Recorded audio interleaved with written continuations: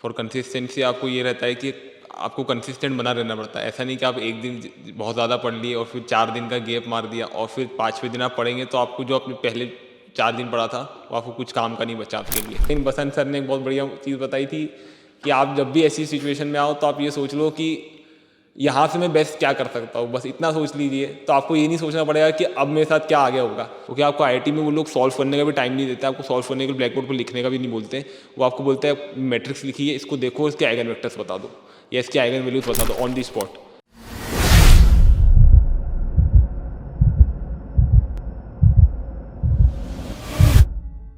Hello friends, welcome to GATE at Zeal. आज हमारे साथ है अमन पांडे, जिन्होंने गेट 2025 में 589 रैंक लाया है।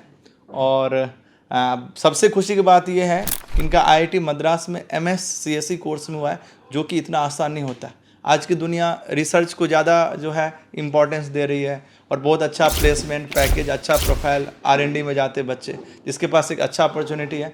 आईआईटी मद्रास जैसे कॉलेज में एमएस रिसर्च में हुआ और इतना आसान नहीं होता। वहाँ पे रिटर्न होता है, पहले तो रैंक बेसिस पे शॉर्ट लिस्ट करते हैं, शॉर्ट लिस्ट करने के बाद रिटर्न क्लियर करना होता है और रिटर्न के बाद इंटरव्यू में भी क्लियर इन्होंने किया। ये सबसे बड़ी बात है, बहुत कम लोगों का ऐसा होता है। तो सबसे पहले आपको बहुत सारी शुभकामनाएं। Thank you sir. और दूसरा चीज़ मैं ये बोलना चाहूँगा कि अमन आपको बताएंगे कि गेट के प्रिपरेशन के दौरान उन्होंने क्या क्या चैलेंजेस फेस किए थे और उसको कैसे ओवरकम किया था, कैसे गेट एट जिल के प्रैक्टिस मटेरियल इनको हेल्प किया, कैसे यहाँ के टेस्ट सीरीज, डाउट सेशन और मेंटर्स कैसे सपोर्ट कर रहे थे। ये सारी चीज़ जो आप इन्होंने अनुभव किया वो बताएंगे आपको। फिर हम लोग स्पेसिफिक क्वेश्चंस की तरफ भी बनेंगे। तो अमन, आप बताइए। Hello everybody. सर ने आपको मेरा इंट्रोडक्शन तो दे ही दिया है और मतलब आप लोगों को जनरली गेट के किसी भी एग्ज़ाम के एक्सपीरियंस को जनरली 3 तरह के चैलेंजेस फेस करने पड़ते हैं, किसी कोई भी एग्ज़ाम हो competitive. First is consistency, second is revision and third is motivation.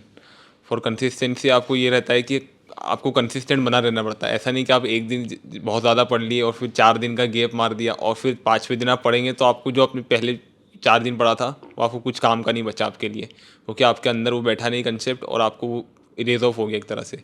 फिर कंसिस्टेंसी मेंटेन करने के लिए बेस्ट थिंग है कि आप लोग एक टाइम टेबल फिक्स करके रोज़ थोड़ा थोड़ा पढ़िए, लेकिन ज़्यादा मत पढ़िए, लेकिन रोज़ थोड़ा थोड़ा पढ़ते रहिए, कंसिस्टेंटली पढ़ते रहिए, इसको छोड़िए मत बिल्कुल भी। कुछ नहीं मन कर रहा है तो मैथ सॉल्व करिए, कुछ भी नहीं समझ में आ रहा है तो एप्टीट्यूड के कुछ क्वेश्चंस कर लीजिए। आपका कुछ भी टाइम वेस्ट नहीं जाना चाहिए। इस तरह सोच के करेंगे तो फिर कंसिस्टेंसी ऑटोमेटिकली मेंटेन हो जाएगी। एक ही बात का ध्यान रखना है कि हमारा कोई भी टाइम वेस्ट नहीं जाए। कभी भी आप कुछ कर रहे हैं तो पूछिए क्या मेरे गेट की एग्जाम में काम आएगा, तो आपको ऑटोमेटिकली कंसिस्टेंसी मेंटेन हो जाएगी। Second thing is revision. Revision के लिए तो मैं भी बहुत डरा था कि मैं अभी जो पढ़ रहा हूँ ये मुझे आगे याद रहेगा कि नहीं, आगे मैं इसको रिवाइज़ कैसे करूँगा। और एक तो इसके लिए तो फिर मैंने सोचा कि मैंने एक बना लिया था कि मैम की क्लास में जाना है तो पूरा जितना अभी तक मैम पूरी कॉपी पढ़ के जाता था एक तरह से। अभी तक जितना मैम ने पढ़ा दिया है पूरे क्लास नोट्स उतने पूरे पढ़ के आता था।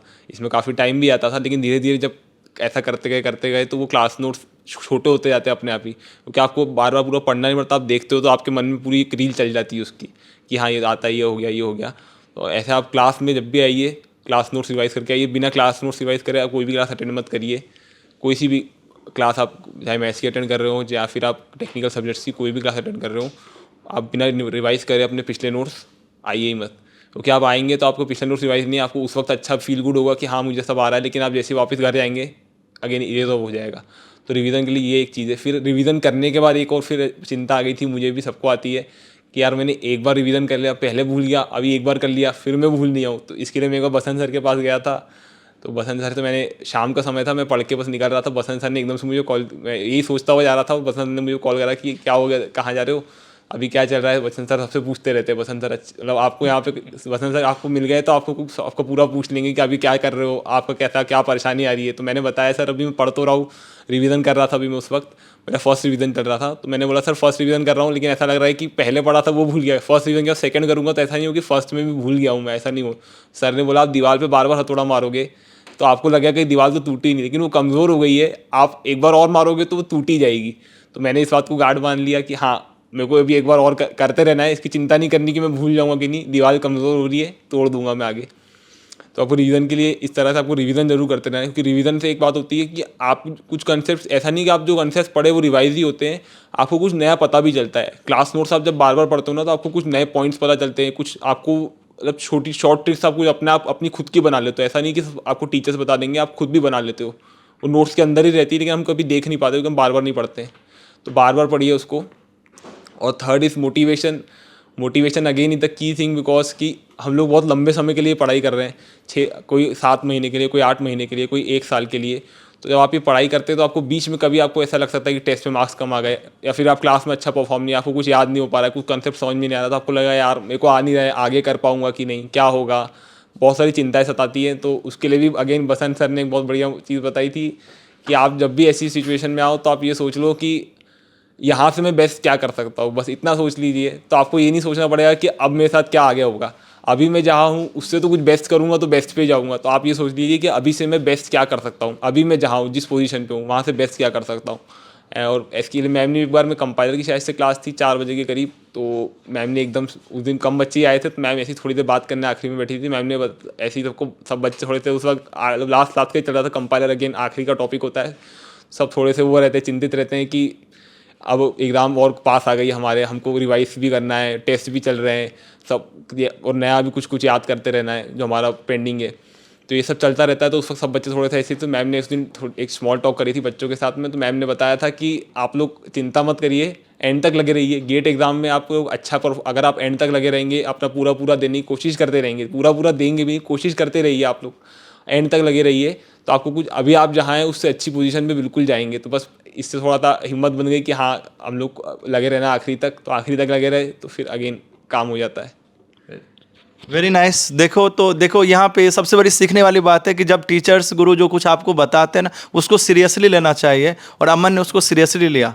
दूसरा है अमन कि मैं जैसे कि आपका आईआईटी मद्रास एमएस में सिलेक्शन हुआ, तो आपने क्या प्रिपरेशन स्ट्रेटजी किए थे? क्योंकि गेट हो चुका है, कई लोग पढ़ना छोड़ देते हैं, कई लोग रोकते हैं, चलो आप तो मतलब 589 रैंक अच्छा रैंक है, तो चलो कुछ ना कुछ तो मिल ही जाएगा, लेकिन फिर भी आपने पढ़ाई जारी रखा। और आप, क्योंकि इतना आसान नहीं है, मैथ्स भी अच्छा चाहिए, कई चीज़ एक चीज़ को मैनेज करना होता है। तो आप थोड़ा आपने कैसे किया, और फिर और बच्चों को ये गाइड कर सकते हैं कि जो लोग इस तरह के एग्ज़ाम देते, रिटर्न इंटरव्यू देते गेट के बाद, उसमें क्या क्या चीज़ का ध्यान रखना चाहिए, और आपने अगर कुछ मिस किया तो भी कर सकते हैं, चलो आप ये भी कर लेना।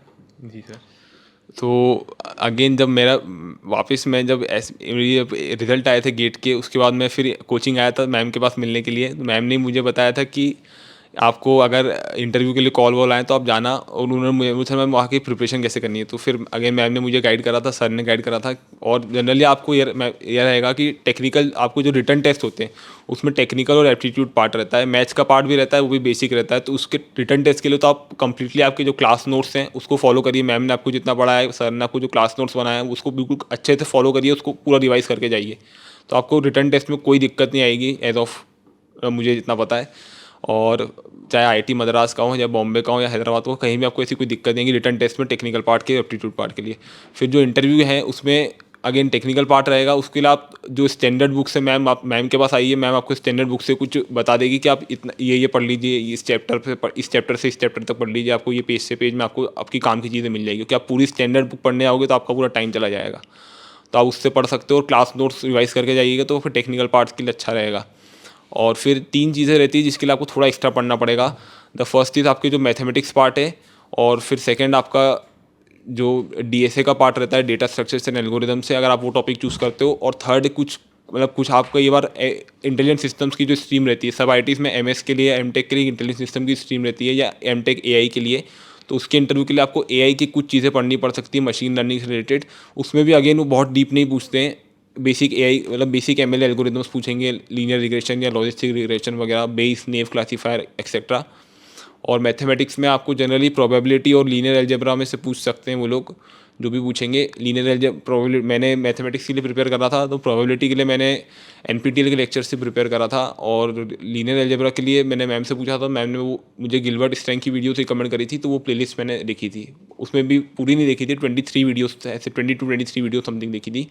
और उसके कुछ नोट्स, शॉर्ट नोट्स बनाए थे रिवाइज के लिए फटाक से, बहुत डीप नोट्स भी नहीं बनाए थे। और फिर मतलब लीनियर अलजेब्रा आपको उसमें आपको कंसेप्ट क्लियर होंगे, आपको एक इंट्यूशन बन जाएगा उसके लिए। क्योंकि आपको आईआईटी में वो लोग सॉल्व करने का भी टाइम नहीं देते, आपको सॉल्व करने के लिए ब्लैक बोर्ड पर लिखने का भी नहीं बोलते। वो आपको बोलते हैं मैट्रिक्स लिखिए, इसको देखो, इसके आइगन वेक्टर्स बता दो, या इसके आइगन वैल्यूज बता दो ऑन दी स्पॉट। तो आपको उस वक्त आपको लिखने के लिए वो लोग मना कर देते हैं। तो आपको ये सब, अगर आपको इसका concept, basic concept linear algebra का उसका इंट्यूशन पता होगा तो आप देख के बता सकते हो कि हाँ ये मैट्रिक्स है, ये ऑर्थोगोनल, इसके जो वेक्टर आइगन वेक्टर्स होंगे ऑर्थोगोनल होंगे कि नहीं, ये सब बता सकते हो आप। तो ये बेसिक स्ट्रेटजी फॉलो करी थी। और मैथ्स की कंसेप्ट क्लियर रखना, क्योंकि इंटरव्यू में आपसे वो मैथ्स ही चाहेंगे। अगर आप डीएसए भी चूज़ करोगे तो वो आपसे एक एल्गोरिथम, आपको एक प्रॉब्लम देंगे, और कई बार आपसे वो बोल देंगे आप पूरा मतलब कई इंटरव्यू में ऐसा ही बोल दिया था कि कई बच्चों को कि आप एक डिजास्टर एल्गोरिथम पूरा लिख के बताओ, तो आपको पूरा सूडो कोड लिखवा देंगे।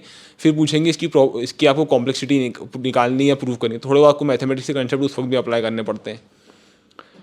ओवरऑल मैथ्स अच्छा होना चाहिए। और कुछ ऐसा मिस किए थे क्या, कुछ और तैयारी कर सकते थे जो करना चाहिए कुछ ऐसा? डीएसए के लिए अगर आप लोग और टाइम आपके पास कभी आपको लगता है हो, या फिर आपको ऑलरेडी ऐसा हो, तो डीएसए के लिए आप लोग लीड कोड के मीडियम लेवल प्रॉब्लम्स तक थोड़ा और अच्छे सॉल्व करना चाहिए। तो उससे आपको बहुत हेल्प मिलती है, मतलब क्योंकि कई बार कई इंटरव्यूज में वो लोग आपको डायरेक्ट लीड कोड के कुछ ऐसे प्रॉब्लम बता सकते हैं। टीचर्स वहाँ पे आपको बोल के बोलेंगे, आपको ब्लैक बोर्ड पे लिखने को बोल देंगे, वो लीड कोड के बेसिक प्रॉब्लम हो सकते हैं, मतलब मीडियम प्रोग्रामिंग लेवल थोड़ा पे। करें तो अच्छा ही प्रोग्रामिंग से अच्छा रहता है। आप अभी कर रहे हैं प्रोग्रामिंग की प्रैक्टिस? जी सर। Very nice. तो बस हम थोड़ा सा एक और चीज़, बस एंडिंग ही कर रहे हैं इस सेशन को। तो मेरे मन में एक प्रश्न आ रहा था कि अभी जो टाइम होता है, क्योंकि कई बार अभी ये सिचुएशन क्रिएट होता है, गेट हो गया है, अभी पता नहीं कहाँ होने वाला है, यहाँ भी अप्लाई करें, यहाँ भी अप्लाई करें, कई जगह अप्लाई कर रहे हैं। तो उस अप्लाई करने में और गेटेड जिल कैसे आपको सपोर्ट करता है कि किस तरह से प्रिपरेशन करना चाहिए, और उस टाइम की जो मानसिक स्थिति होती है कि यस क्या होगा कैसे होगा, तो उस चीज़ में गेटेड जिल कैसे सपोर्ट करता है और आपने कैसे इस चीज़ को हैंडल किया? मतलब आप जब भी कहीं भी अप्लाई करते हो तो ऑलरेडी वहाँ पे 300 350 बच्चे एक बार में मतलब अप्लाई तो हज़ारों बच्चे करते हैं, सिलेक्ट मतलब मद्रास गया था, बॉम्बे गया था, तो वहाँ पे मैंने जैसे हॉल में एंटर हुआ, पहले ओरिएंटेशन होता है रिटन टेस्ट से पहले भी, आपको सब बताते हैं कि कैसे स्क्रीनिंग प्रोसेस होगी। तो मैं वहाँ गया, 350 मतलब वहाँ पे कुछ 350 बच्चे शॉर्टलिस्ट हुए थे हज़ारों अप्लीकेंट्स में से। तो उनको देख के मुझे तो घबराहट हो गई कि इतने सारे बच्चे हैं, इसमें मैं 15 बच्चे सिलेक्ट होने, इसमें मेरा नंबर आएगा या नहीं आएगा, हर बार यही रहता था। क्योंकि एमएस एमटेक आ रहे हैं, या एमएस के लिए सीटें 15 के करीब होती है, 15 या किसी में 20 के करीब हो जाती है। तो वही एक फीलिंग आती है, एक फियर आता है कि यार अपना होगा कि नहीं। तो मैं यहाँ से मैं तो अप्लाई भी नहीं करता शायद से, अगर मैम के पास आके मैं पूछता नहीं, मैं जो मुझे एमटेक खड़गपुर वगैरह कुछ भी मिलता तो ले लेता। फिर लेकिन मैम ने बोला कि नहीं आप अप्लाई करो, कॉल आएगा और वहाँ पे जाओ, इंटरव्यू कामली दो, आपको कोई इंटरव्यू के लिए प्रिपेयर करने के रिसोर्स बताएं, प्रिपेयर करो और वहाँ पे कामली दे के आओ। 15 बच्चे होते हैं तो 15 में तुम भी आ सकते हो, ऐसा नहीं कि तुम नहीं आओगे, ऐसा मत सोचो, आ भी सकते हो। तो फिर बस मैं चला गया, वहाँ इतने बच्चे देख के घबराया भी, लेकिन फिर मैं वहाँ पे धीरे धीरे बढ़ता गया और सिलेक्ट होते गए, बॉम्बे में भी, हैदराबाद में भी, मद्रास में भी। जो तीनों में हो गया आपका? हाँ, तीनों में। वाह, वेरी नाइस, ये तो पता ही नहीं था। तो देखो बस मैं कंक्लूजन पे आ रहा हूँ कि इन्होंने क्या किया, एंड तक, स्टार्टिंग से एंड तक गेटेड जिल से कनेक्टेड रहा, यहाँ पे मैम से, सर से, सभी लोगों से मिलते रहा। जब भी कोई प्रॉब्लम आ रहा था तो हम हमेशा यहाँ पे आकर के पूछते रहा। तो आप लोगों से भी ये रिक्वेस्ट है, आप लोग ये स्ट्रेटजी को फॉलो करिए, यहाँ जो टीचर्स बताते हैं उसको फॉलो करिए और कनेक्टेड रहिए। फिर से मैं बोलूँगा कि अगर पेड़ में छोटा सा फल है, अभी उसमें जस्ट अभी आया ही है, लेकिन वो कनेक्टेड रहेगा तो आखिरी तक पक ही जाएगा और फिर वो खाने लायक हो जाएगा। तो सिमिलरली आपको कनेक्टेड रहना है। थैंक यू सो मच, आपने इतना अच्छा समय दिया और इतना अच्छा बात बताया। मिलते हैं फिर से, ऑल द बेस्ट।